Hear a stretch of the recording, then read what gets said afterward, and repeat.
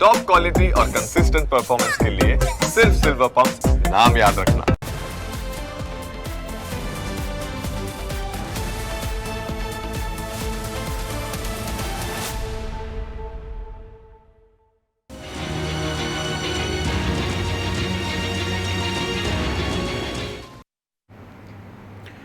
Land જેહાદ અને લવ જેહાદના અનેક કિસ્સા વચ્ચે ખેડામાં વિધર્મી તત્વોનો આતંક કેટલો વધી ગયો છે તેની હકીકત દર્શાવતી વધુ એક ઘટના બની। માતર તાલુકાના ગરમાળા ગામે સામાન્ય બાબતે જ મુસ્લિમ તત્વોએ એક હિન્દુ પરિવારને નિશાન બનાવ્યો। વાત કેટલી સામાન્ય હતી અને કેવી રીતે તેને ઉગ્ર સ્વરૂપ આપવામાં આવ્યું તેની હકીકત જાણશો તો સમજાશે કે ખેડા જિલ્લામાં મુસ્લિમોનો ત્રાસ સતત વધી રહ્યો છે। અંદાજે 5000 લોકોની વસ્તી ધરાવતા ગરમાળા ગામમાં જીઆઈડીસી આવેલી છે। જીઆઈડીસી વિસ્તારમાં આવેલી એક દુકાન પર મોરસ એટલે કે ખાંડ બાંધવા માટે કાગળ ફાડવા જેવી સામાન્ય બાબતમાં તંગદિલી ભર્યો માહોલ ઊભો કરવામાં આવ્યો। પહેલાં સામાન્ય બોલાચાલી થઈ, ત્યારબાદ મામલો વધુ ઉગ્ર બનતા જ 5 થી 6 જેટલા મુસ્લિમ યુવક અને એક મહિલાએ દુકાનદાર હિન્દુ પરિવાર પર એકાએક હુમલો કર્યો। મારામારી કરવાની સાથે મુસ્લિમોએ જાનથી મારી નાખવાની પણ ધમકીઓ આપી અને વચ્ચે પડેલા લોકોને પણ માર માર્યો, જેના કારણે ઇજાગ્રસ્ત થયેલા લોકોને સારવાર માટે હોસ્પિટલમાં દાખલ કરવામાં આવ્યા। ઇજાગ્રસ્ત લોકોનું કહેવું છે કે નજીવી બાબતે 20 થી 25 લોકોનું ટોળું તેમને માર મારવા ધસી આવ્યું હતું। એવો ભાઈ પહેલાં ગલ્લે દુકાન છે અમારી જીઆઈડી છે, મારા સસરા જોડે મોરેશ લેવા આવ્યો તો મોરેશ લે ભાઈ એક કંઈક જબરજસ્તી બે કરીએ છીએ, ફરી પાછા એવા ભાઈ બધા 25 થી 30 જણને લઈને આવ્યા મારે 4 જણ ધાર્યા કઈ બાબતે ઝઘડો થયો? ખાલી બસ મોરેશ ચાલે પેલું કાગરી અને ફાટી ગઈ, મારા સસરા એવું કીધું કે કાગરી કેમ ફાટી ગઈ, સીધી ગાળો બોલવામાં આવ્યો, તો બધાને લઈને આવ્યા ધાર્યા લાકડી, બસ એટલી માથામાં તમને શું માર્યું? ધાર્યું મારે સરાન ધાર્યા લઈને ભાઈ આવ્યો અને મોરેશ માગી, મોરેશ આપી તે જે બાકીનું લખો ને એ કાગળ, એ ભાઈ કાગળ જ ફાડ્યું। મારા પપ્પાએ એવું કીધું કે તું આ કાગળ કેમ ફાડે, હું તને બીજું આલું। એમાં તો એને તું કોનું કહેનારો ને એવું બધું આમ આલતું પાલતું બોલીને ડાયરેક્ટ એવો ગારો જ પડવા બાટ્યો, ના હોય ને ખરાબ। મારા પપ્પાએ જીરીક ધક્કો મારે, તું ગારો પડ જ નહીં, તને લઈ જા જતો રહે। એમાં તો એવો લાફો મેલીને રોડા ઉપર જેમ ફાવે એમ બોલવા બાટ્યો, ભાગમ ભાગ કરવા માંગતી એની 20-25 માણસને એને બોલાવી દીધા, તાજ કાલી આવી ગયા અને કદમ આ બધાને મારવા ફરી વળે, જેમ ફાવે એમ મારવા બાટ્યો। પોલીસ આવી પછી ફરી પાછળથી પોલીસ બોલાવી હતી, ઘરના બધાને ફોન કરીને બોલાવ્યો, ફોન અહીં નહોતો જોડ્યો, ફોન કર્યો, ઘરના આવ્યા, ફરી પોલીસવાળાને બોલાવ્યા।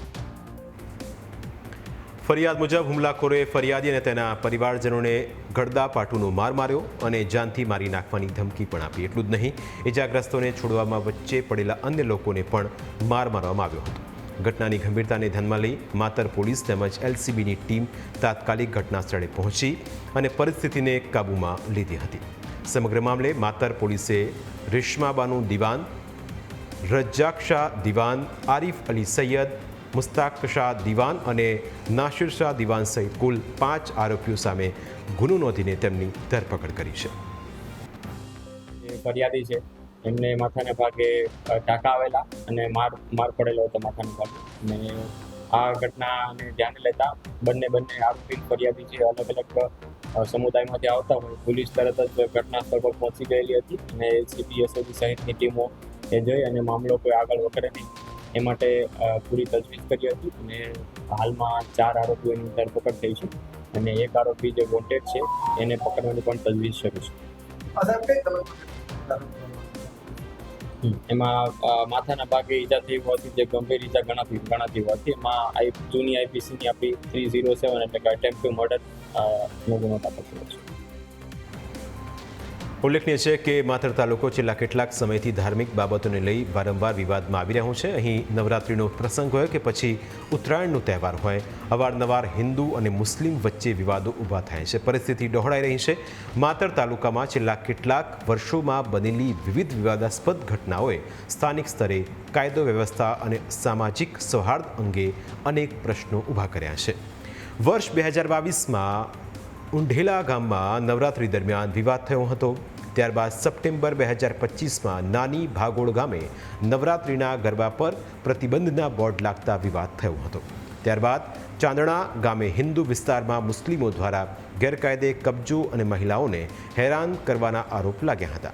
આવા તો અનેક વિવાદો સામે આવી ચૂક્યા છે, જેના કારણે હિન્દુઓને હવે લાગી રહ્યું છે કે તેઓ તેમના જ ગામની અંદર સુરક્ષિત નથી.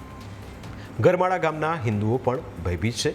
5,000ની વસ્તીમાંથી 4,000 જેટલા લોકો મુસ્લિમ સમુદાયના છે. ત્યારે આવી ઘટના બાદ આ વિસ્તારોમાં હિન્દુઓ માટે રહેવું પણ મુશ્કેલ સાબિત થયું છે. VHPનું માનીએ તો ખેડામાં હવે રીતસરનો આતંક મચી ગયો છે. જિલ્લામાં આયોજનબદ્ધ રીતે વસ્તી વિષયક પરિવર્તન એટલે કે ડેમોગ્રાફી ચેન્જ કરવામાં આવી રહી છે, જેને લઈ જાગૃત થયેલા VHP અગાઉ પણ વહીવટી તંત્રને રજૂઆતો કરી હતી, પરંતુ લેન્ડ જેહાદની પ્રવૃત્તિ અટકવાનું નામ નથી લઈ રહી. થોડા સમય પહેલાં માલવાડા ગામમાં ધાર્મિક સ્થળ અને જમીન સંબંધિત પ્રશ્નને લઈને સ્થાનિક આગેવાનો દ્વારા જિલ્લા કલેક્ટરને આવેદનપત્ર પાઠવ્યું હતું. વકીલ સમાજના લોકો દ્વારા અમદાવાદમાં જેવા મેટ્રો સિટીમાંથી વિસ્થાપિત થતા લોકોને માતરની આસપાસના ગ્રામ્ય વિસ્તારોમાં નવી સોસાયટીઓ ઊભી કરી સ્થાપિત કરવામાં આવી રહ્યા છે. સંપૂર્ણ હિન્દુ બહુમતીવાળા વિસ્તારોમાં અમદાવાદના વિસ્થાપિત મુસ્લિમ રહેવા આવતા અહીંના સ્થાનિકો દ્વારા જિલ્લા કલેક્ટરને વારંવાર આવેદનપત્ર આપવામાં આવે છે, પરંતુ આજ દિન સુધી આ મુદ્દે કોઈ કાર્યવાહી થઈ નથી, જેના પરિણામો હવે ધીરે ધીરે સમાજમાં જોવા મળી રહ્યા છે. આ તમામ ઘટનાઓ ભલે અલગ અલગ સંજોગોમાં બની હોય, પરંતુ એક બાબત સ્પષ્ટ થાય છે કે માતર તાલુકામાં સામાજિક સંવેદનશીલ મુદ્દાઓને સમયસર ઉકેલવાની જરૂર છે. સ્થાનિક લોકોમાં એવી લાગણી જોવા મળી રહી છે કે જમીન વિવાદો, ધાર્મિક સંવેદનાઓ સાથે જોડાયેલા પ્રશ્નો અને કાયદો વ્યવસ્થાના મુદ્દાઓ પર તંત્ર દ્વારા વધુ સતર્કતા દાખવવી જરૂરી છે. જિલ્લા વહીવટીતંત્ર, પોલીસ વિભાગ અને સ્થાનિક આગેવાનો સંકલનથી કાર્ય કરે તે જરૂરી છે. સામાજિક સૌહાર્દ જળવાઈ રહે અને કોઈપણ પ્રકારની અફવા કે તણાવને સમયસર નિયંત્રિત કરવામાં આવે તે સમયની માંગ બની છે. પ્રાઇમ 9માં સમય થયું છે બ્રેકનો. બ્રેક બાદ અન્ય મુદ્દા વિશે વાત.